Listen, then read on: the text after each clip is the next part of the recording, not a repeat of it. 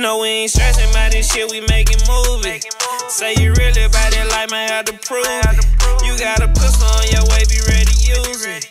These young niggas in my city going stupid.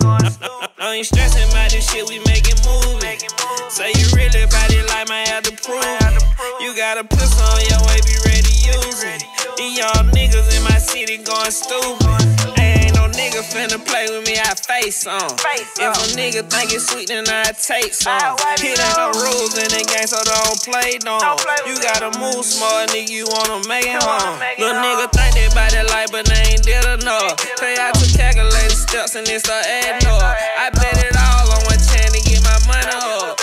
I put it on your head, you wanna play with us. Well, I'm a city slicker, I trick nigga, do anything to get it rich, nigga. I'm ass licking, I'm blood toe to a lane hole. I'm a fuck nigga, been through a lot on trail real good. Got street, made a villain. I stayed down and I made a kid, and I probably got your baby daddy. No, we ain't stressing about this shit, we making movies. Say you really about it, like might have to prove it. You got a pistol on your way, be ready to use it. These young niggas in my city going stupid. No, ain't stressing about this shit. The music always been my passion. The funny story is, back when I was younger, DJ Action, which is Special Ed's DJ, that's like my best friend too, DJ Action. But at one point we was like this. So I used to be trying to manage Act, you know? And we never had a contract, but I can first say my first artist or first time manager somebody was DJ Action from out of Flatbush, you know? The whole Special Ed, Dollar Cab Lab thing.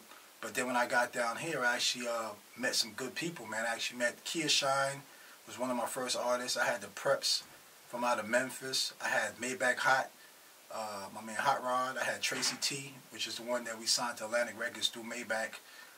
We still was negotiating a deal at that time to get him on Dream Chasers. I was supposed to work with Chinks Drugs from out of Queens. Just took a meeting with him and his manager before he got killed. Probably about a few months, maybe about 6-7 months before he got killed. So I was looking forward to working with Chinks. And I got a bunch of new artists. I got a new artist, Expensive Grams, that I'm playing for you now. He's based out of Atlanta, West Side, straight trapper, go hard. Music is got talent. So right now, everything I'm focusing on is going to be Expensive Grams. I'm going to try to get his mixtape out within the next 3 months. So the first quarter of 2021, you should hear his mixtape. But Expensive Grams is an X, no E in front, Expensive Grams. He's on Instagram as well, so look out for him. That's what's up. So, what's one thing you would tell people they need to do in order to gain access to the industry? Well, right now the industry is hard with COVID, but there's a lot of new artists out there. For anybody's looking to manage, there's a lot of new artists out there. There's a kid from out of Brooklyn named Drizzy Giuliano. You heard of him? Yeah, I heard of him. Crazy. Talented. Yo, one of his managers is my little guy, my man Jesse. I don't know what name they calling him, but I know him as Jesse. That's his real name. He's one of his managers, and he hit me and sent me the music. And I was like, yo, we got to walk this nigga in the building. Let's see if we get a deal. But I don't know exactly what they're looking for. So when I go to New York, we'll take that meeting. But Drizzy Giuliano is like, you know what I'm saying? That's one of the next best things coming out of Brooklyn. I guess I missed the question. What was the question again?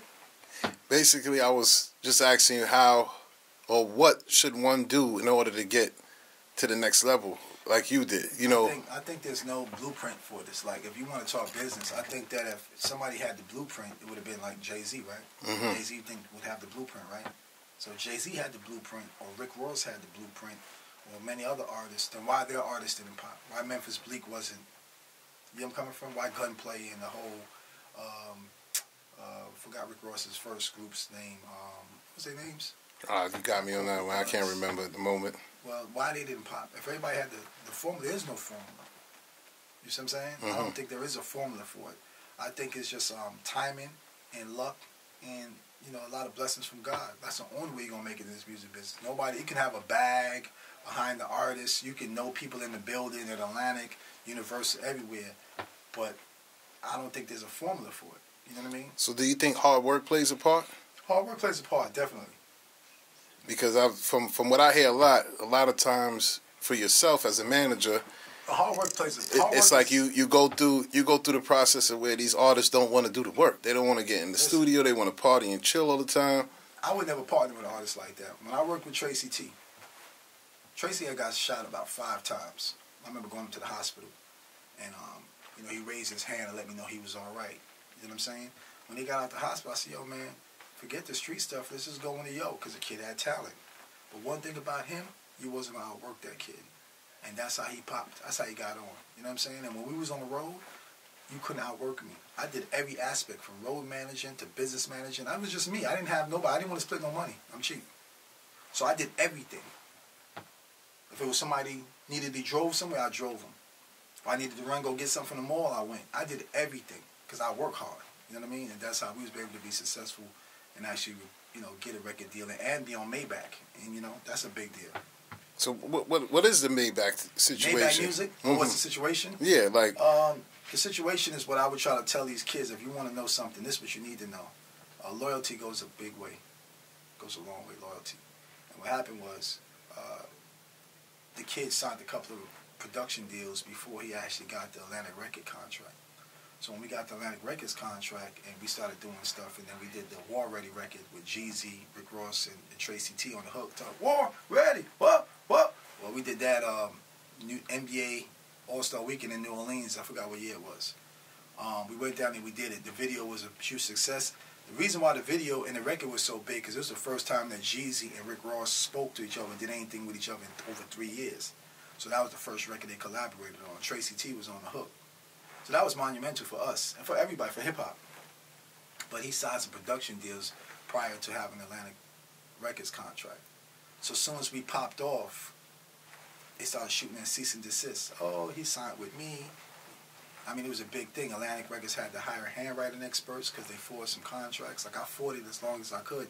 I had Vinnie Kumar at the time, who was Future's lawyer. I had him, and then I had Jeremy Rosen. And Jeremy Rosen was the one that actually tried to get down to the meat and the potatoes of it. By the time we did that, and the first production deal came through, we kind of got past that, but then another one came in. And then Atlantic Records was like, yo, we got to drop y'all. You know what I'm saying? And that was it. So he's still doing his thing with his Moneybound label, but I also moved on to other artists as well. Like? Expensive Grams. Expensive Grams. That's your new... Expensive Grams. So his story is basically trapper from the A. Young kid from out of the west side of Atlanta, man. Just been trapping. He got talent. 1 foot in the street, 1 foot in the music. So my job now, as a mentor and a manager, is to get that other foot out of the street and have it where we just dealing with music. So that's where I'm at now. That's what's up. I like what you said, as a mentor and a manager. Well, because when you manage a guy, like when I managed Tracy, it was like my son. You know, so I'm dealing with every aspect that comes around him. I put a shield around him, a hedge of protection. So if it was baby mama drama, I dealt with it. Anything I dealt with. Finances, I dealt with it. Lawyers, I dealt with it. Problems with his mother, I dealt with it. You know what I'm saying? Kev dealt with everything.